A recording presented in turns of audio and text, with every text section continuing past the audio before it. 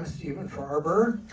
I'm going to be moderating the discussion, and I'd like to bring up, we have a great panel here tonight. First, the writer and director and producer, Kelly Fremon Craig.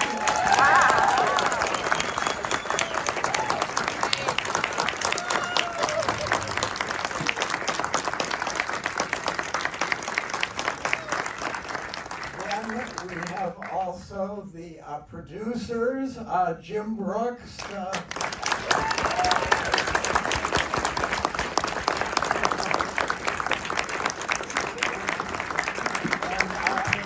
his producing partner, Julie Ansell. Then we have the star of the movie, who plays Margaret, Amy Ryder Fortson. Whoa!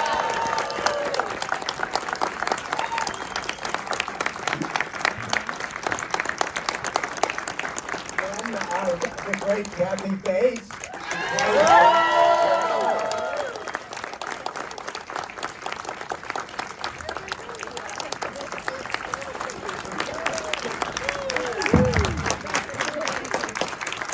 And finally, Kellum, who plays the teacher, Mr. Bennett.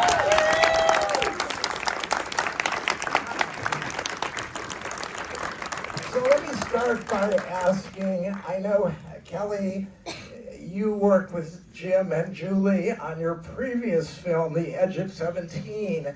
How did you all meet up and form that partnership? And then we'll going on to this movie.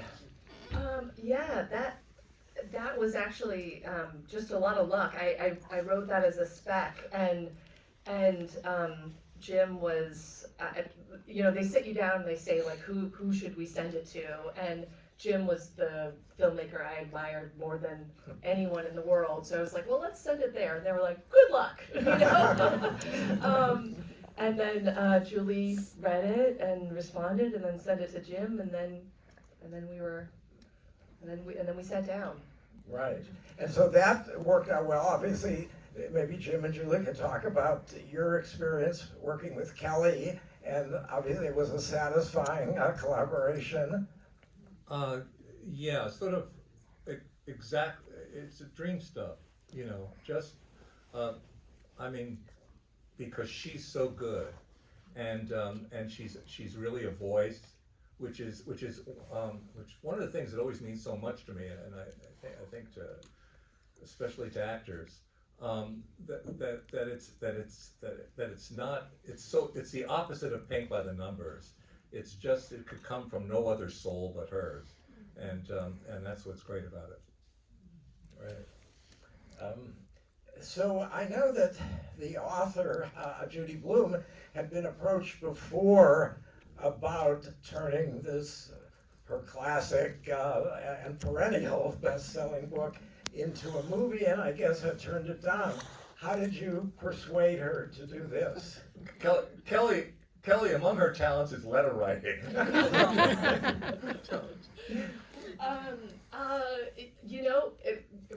Really wrote her a letter, and never expected that she would write back, because it's Judy Blume, you know what I mean?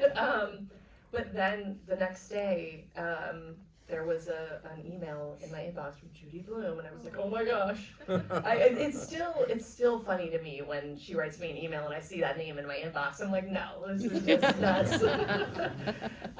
So then I sent Jim the book that night after she had written back, and I thought, oh my gosh, wait, maybe there's a chance.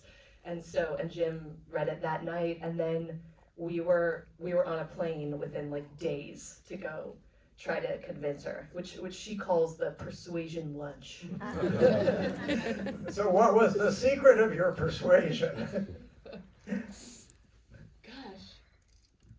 I don't know. I don't know. I think we kind of felt like we didn't know if we were doing a great job. I knew I wasn't. I was sure, because I stammered, and you know when you can tell when you're bombing and you're and it was really happening.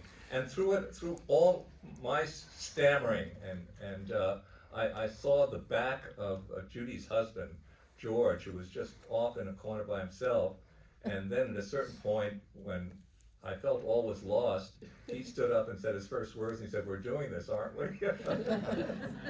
Right. And so what was her involvement through the filming? I think she was on the set at some point, and I'd like to ask the actors too if they had met her, but go ahead. Well, she was there probably about 4 or 5 weeks of shooting, and I got the great, amazing experience of sitting next to her throughout the whole thing and experiencing that with her as she's watching her book come alive with these incredible actors, and it was amazing. But, yeah, it was really, really lovely to have her on set, and I think we were all very grateful because in one specific instance, it was miraculous that this was the day that she chose to be on set, because it was when we were filming the first time that they do the "I must increase our bust downs." And I think you were the one sitting next to her, and she sprang up out of her chair and was like, "They're doing it wrong! No!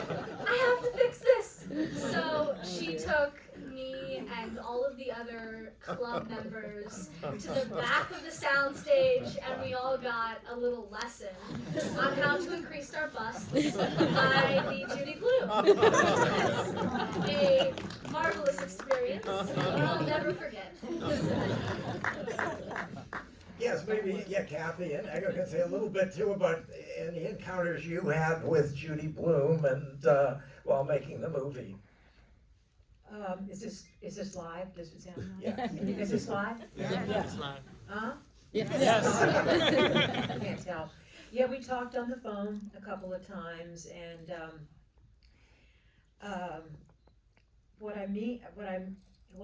what impressed me the most was actually meeting her when we were doing the some of the publicity stuff. Just actually seeing her in person. She's so tiny, and she's got so much energy. Right. And my niece, who grew up really with all the Judy Blume books, was so excited, and I was astonished that the book was banned in 1970. What? And it's so relevant today. I think it's just the perfect time, and we all just wanted to do her proud. We wanted to make sure that this was what she dreamed it could be, and she's just such a lovely woman. She really is. And we talked over a little bit because we didn't know each other, and you were shooting, I think, already the camp scenes.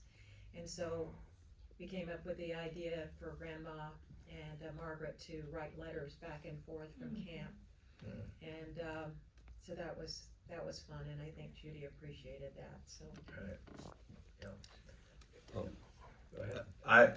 I didn't work with Judy per se on the set, but her spirit felt like there and present constantly. I have a daughter who read this book. She's 17 now, but she's coming up, and it was just so important to like really breathe life into these characters, and just what Kelly was able to do with this film was just like nothing short of amazing. And I know when I saw Judy at the premiere, she was just the pride, just the light on her, the energy. It was just, I know she was just so proud to see how everything came out. So it was really cool. Right, which is great. And Abby, I'm curious if you had read the book before starting the film. It's sort of a rite of passage for a lot of adolescent girls. This book, it was when it came out, and it still remains so today. How familiar had you been with it? Not at all. So Judy Blume and I guess, missed each other when I was younger.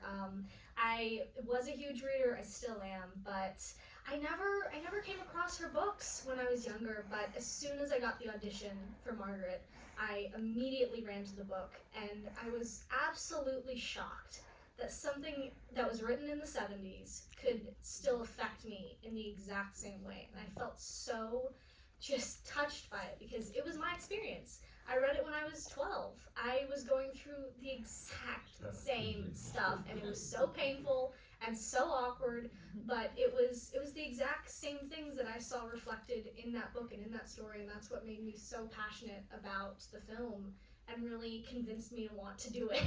Right. And let me ask a little about casting, Kelly, and how you decided on Abby. Were there a lot of other people that you looked at, and what led you to her? And maybe talk about our other two actors on stage, also casting them. Yeah. We saw just like hundreds of girls, just every girl under the sun. And it just felt like nothing, like nobody was quite right. And it's also, like, it's such a tough role, because I think, especially those of us who grew up with the book, I think we project ourselves onto Margaret. So it's like she had to not only be Margaret and have all the specificity of Margaret, but also have something about her that you felt she was a representation of you. And Abby walked through the door and just made us laugh and like broke our heart. And there's something where you just look at her and I want her to turn out okay. Like, I want good things for her, you know? So yeah. And Kathy was really, I mean, as soon as I got it in my head that Kathy should be Grandma, it was like you're just praying that, like, I was just praying you would say yes, and trying to write you a letter that you would respond to, and you're like, so I just remember like writing and rewriting it, and like, oh, you know, just, and hoping that maybe you had a connection to the book somehow. And I was so thrilled when she wrote back, because I swear it's amazing how, like, no one else is right for the role. Like, there's one person, and it's like you feel the stakes of that. You really feel like, oh God, I don't know what we'll do if you say no, you know? And Echo was, we had a similar thing where we were just like searching for someone to play this role, and then Echo read, and I just, like, I think the thing that's so amazing about you is like your heart just comes through. Yeah. Like, you have such a warmth and such a sort of goodness and vulnerability, and also a humor, you know, and that was just instant too. So, I'd like to ask Kathy, having done so many great roles, how do you now choose a movie, a project that you want to be involved with? Well, it's always the script, and I, like you, I didn't read any of the Judy Blume books. I think I was protesting the war in Vietnam at the time.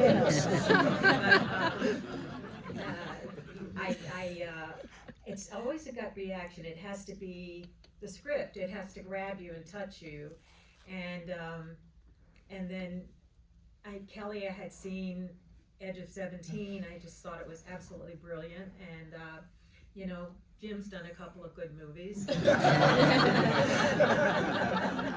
know, so I figured, what the hell? So that's it was a great part. It really wasn't. But one thing Judy and I did talk about was how Grandma's voice is coming back. How we talked to Judy about no. Geez, I forgot where I was going. That's happening all the time now. Anyway, it was great to work with you. Can I just say before we go on, I just fell in love with you. I mean, she's an incredible actress and just so real all the time and in it and present. And I was just astounded, and it was such a pleasure. We had such a great time working on this film, and then, you know, when I left, the heavens opened, and there was just this torrential storm. So I thought, well, God is listening to all of us down here making this movie. But anyway, that's a long way of telling you. Right. I can't remember what you asked. It's okay, you covered it.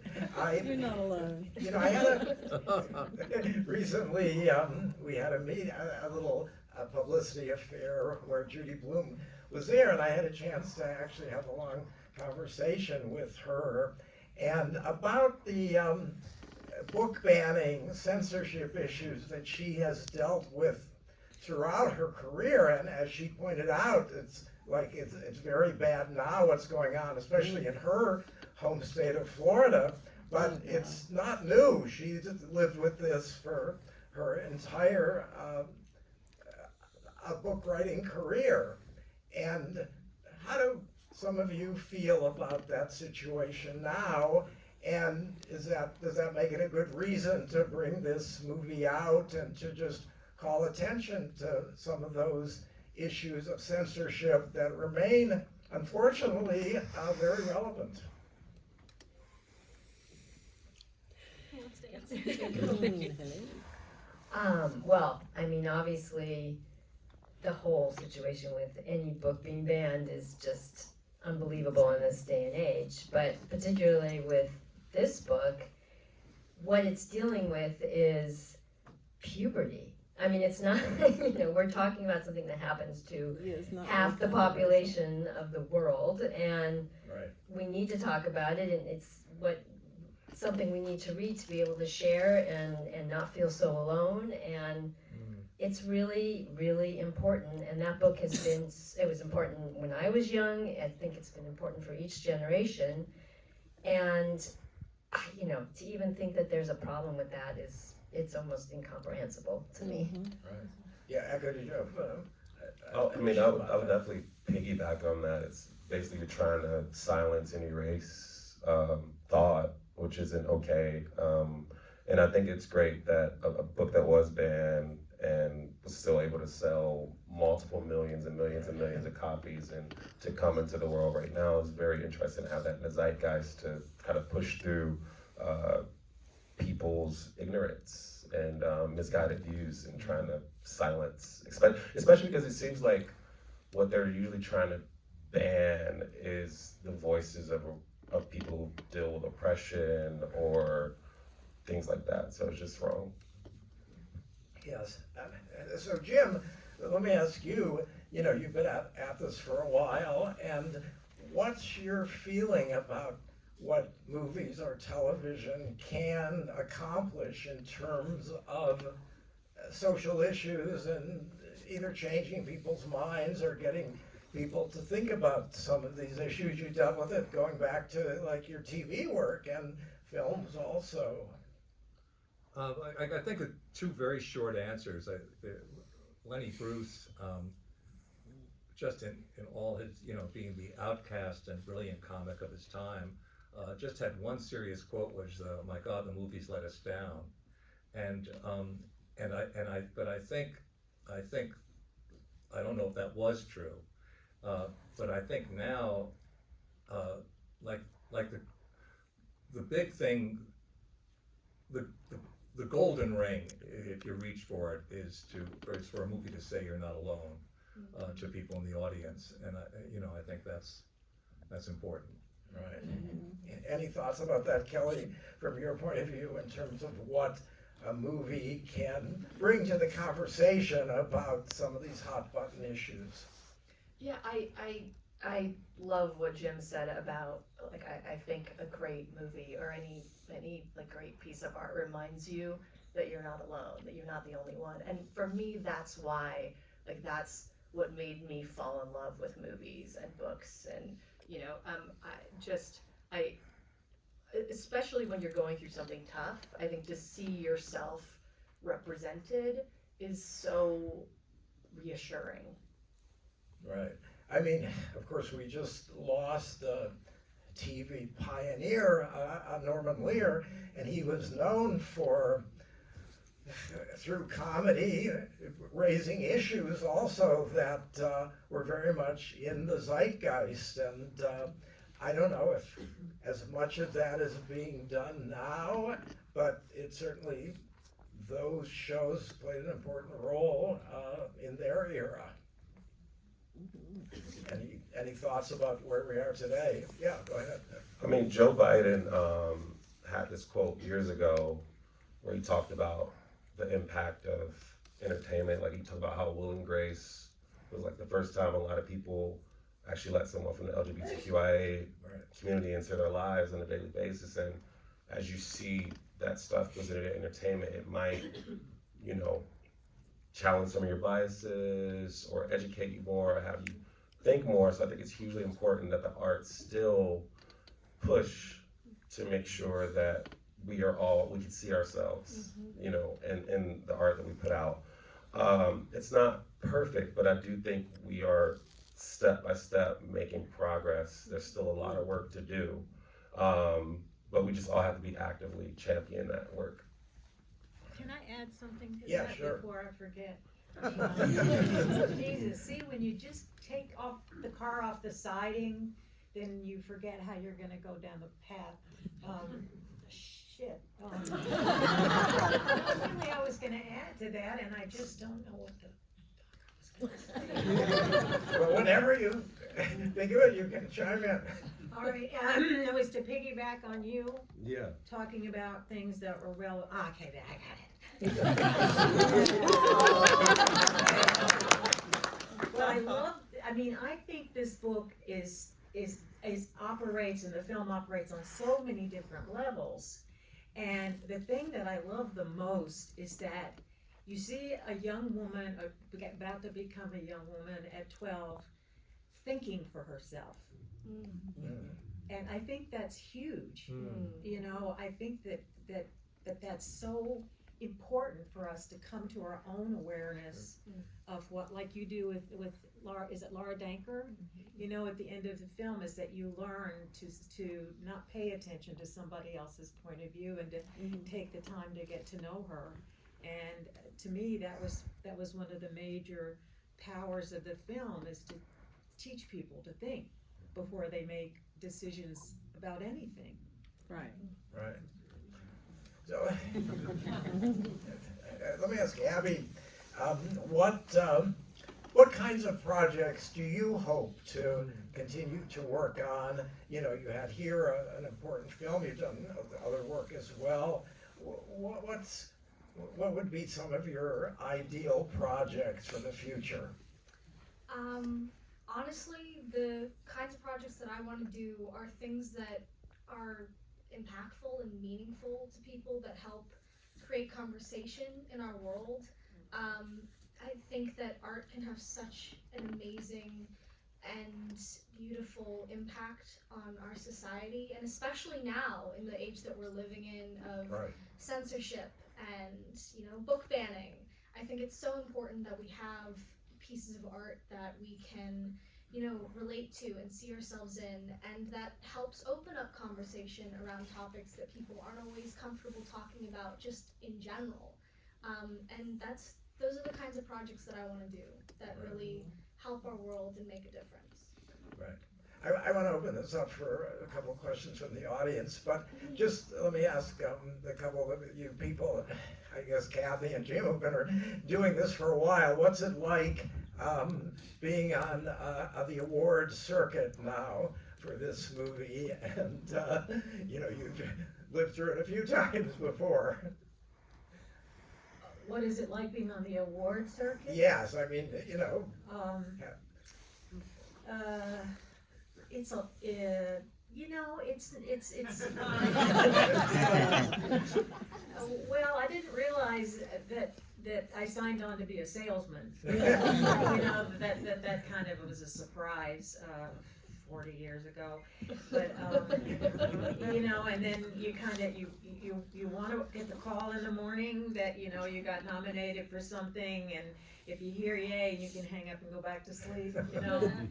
But this is cliche and, you know, Pollyanna, but the award is connecting with people and doing this film and the things that happen, you know, unexpectedly when I didn't get to hang out with you because we weren't in anything together, unfortunately, but we gotta fix that. We gotta fix that. But yeah, that would be, it's because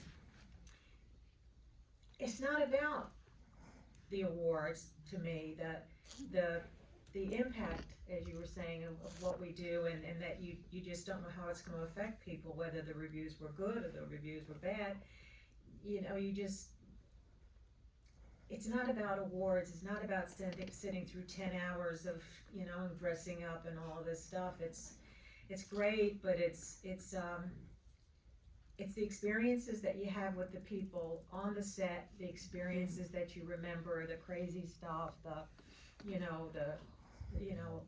I just loved making this movie, and I know you hear that a lot, but they're just a handful. And when I look back over 50 years of doing this, that there's a handful of movies that you feel really proud about, and this is right up there, and that's what I take with me. It's nice to have the hunk of gold, but it's the being chosen, being given a part, and that you love to play, and I'm sorry, I'm going on too much.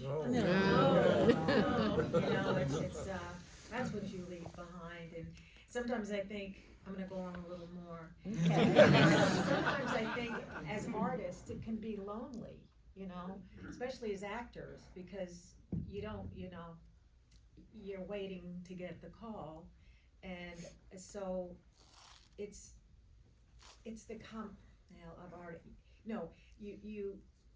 you send your little boat out with your performances and your hope and I wish I had done that scene. You have to jettison that from the boat, and you just send it out, and you just don't know who you're gonna touch.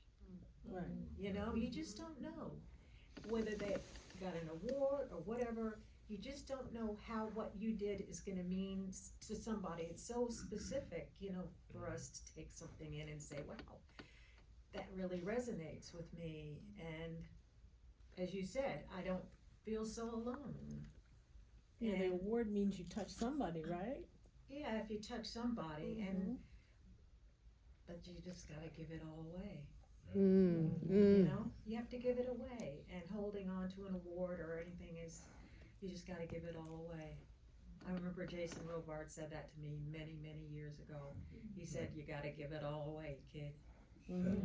Wow.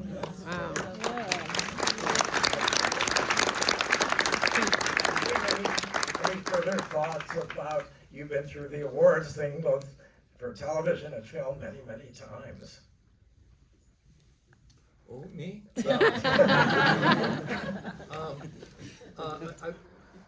I was celebrating, I was on the phone with Kelly on the way here. I was just saying, we're in the mix. Right. So that's satisfying. And by the way, speaking of, I think the movie has like 99% positive reviews. So there's always got to be one negative, But, so that's pretty impressive that people have. 100, it's got to be 100%. That's what it is. Not all of them get, some of them get 99, but we got 100. Anybody have a question here? Yes, go ahead. Speak out. This might be my favorite Hans Zimmer score. I was amazed to see his name up there, and I was wondering if you could talk about how you work together to create those moments. Yeah. I have to say that part of the process of making a movie is like, it feels like such magic to me, because I don't know anything about creating music. So it was so incredible to sit down with Hans and his team, and you're just sort of like babbling words, trying to approximate the sound that you're hoping, they come up with, and you feel so inept, because like nothing, it's how do you describe music, right? And the amazing thing is he would go away, and then he'd come back with something that just like slayed me. And I think what's so amazing is, I think we think of him as doing these sort of like big, masculine, bombastic things, but this has such sort of delicacy to it, and that he could, find his way into that. I just speaks to his talent. Okay. Yes, go ahead. Happy Bates, I am just a huge fan of yours, and I have seen all of your films. And you just said that you were really proud of this one, and it just makes me curious, as someone who's seen everything, some of the other films that you're proud of too. Oh, well, my most favorite film that I've done is Dolores Claiborne, and it didn't get a lot of attention. It was my Meryl Streep role. That one. I did not knock her nose out of the bowl for that one. You know, when you to have an opportunity to really transform into a character physically from two different, you know, time frames and an accent and physicality and all of that, that was a big one for me. And What about fried green tomatoes? yeah, that was great. That was great. Because I usually don't like to go to screenings, but when we went to one down there, and I laughed and I cried. And Richard Jewell was one of my favorites. Is when I get a chance to go in and really become part of the audience and lose myself in the film. And I've been so lucky. You know, because from the very beginning, I was told, you know, you're not pretty enough, you're not skinny enough, you're not this, you're not that, you know, and so it's nice to still be a late bloomer at 75, you know.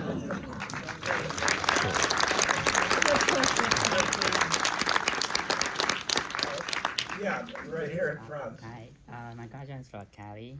I'm such a huge fan of the Age of 17. And from this, I think that you make another instant classic. And so my question is like in Age of 17, most of the perspectives from like Hallie's character, but this one is not only from Abby, so also from the mom, and also grandma, and make the story feel very rich. So it's like everyone have their own story throughout the whole movie. So it's like just like. You want to repeat that? Yeah.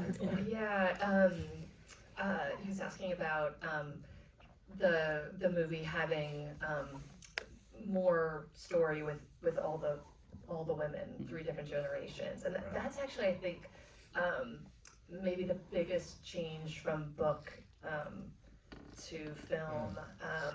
It was really important to me that it felt like 3 women going through big life transitions in tandem. You know, they're all coming of age in their own way. Because my own experience is that I come of age over and over again, you know? Just anytime there's some big life transition, I feel like I have to find myself. So. Right. One more, if there's somebody. Yes, right here. First of all, I would like to say congratulations to all of you. It was such an important, such a kind movie, what we really all needed in this time. I get it, Lena Vorobov. And it's such a joy to see. Your work was amazing, like writer, director, acting, like name it. If we see all this brilliant movie where they try to be very creative, very crazy, it is just great story, a great. We was laughing, but we was crying. We was down here like, what's like going on here? You said about this 99%, 100. Ask everybody.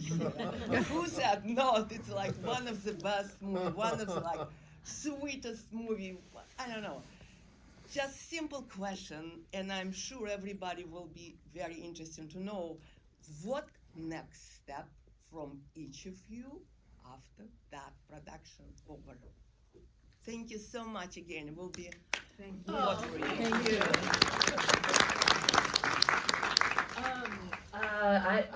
I'm back behind my laptop. I'm in a writing period, so we'll see. Right. Okay. I'm starting a movie in January. Oh. January. Great.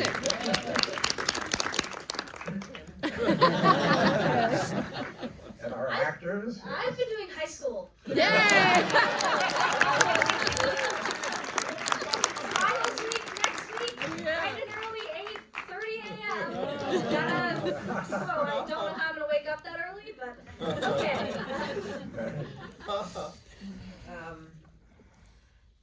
I'm doing doing a CBS show that we got picked up. It's a reboot of Matlock, and I get to play Matlock. Wow.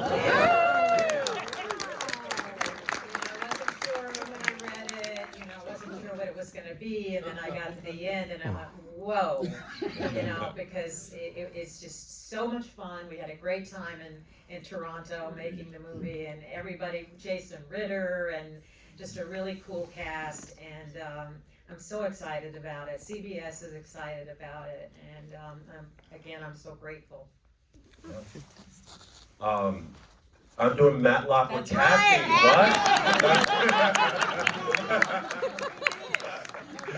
No, I love writing and directing as well. I've been directing commercials, but I perform at the Groundlings for Sunday Company. So I do a lot of live theater, so Groundlings, UCB, come see me. Yep. That's great. Thank you so much to Kelly, Jim, Julie,